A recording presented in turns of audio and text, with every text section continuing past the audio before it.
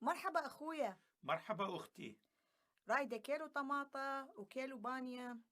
بيش كيلو الطماطة وبيش كيلو البانية؟ الطماطة ب200 دينار والبانية ب1500.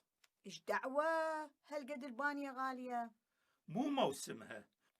زين، والخس شلون دا تبيعه؟ كل راسين خس ب500 دينار. هم غالي، شنو القضية؟ دي أخذي 3 روس ب500. دا أشوف شنو حجتك. إيه هسه تمام، مشكور. ولو ضوجتك، الخيار ببيش؟ الخيار الكيلو ب750. إيش دعوة؟ لا عيني، ما أريد أشتري خيار.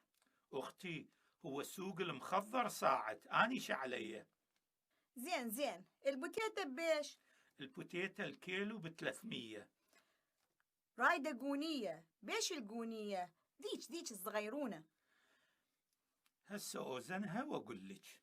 هاي طلعت 11 كيلو، يعني 3300. يلا ما يخالف، انطيني 3000 واخذيها.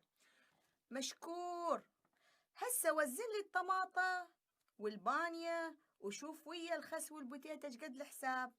كيلو طماطة وكيلو بانية مضبوطة، يعني الحساب كله يصير 200 و1500 و500 و3 مال البوتيتا، كله يصير 4700.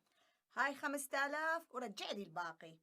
هاي 300 دينار. تفضلي أختي. شكرا أخويا، مع السلامة. الله وياك.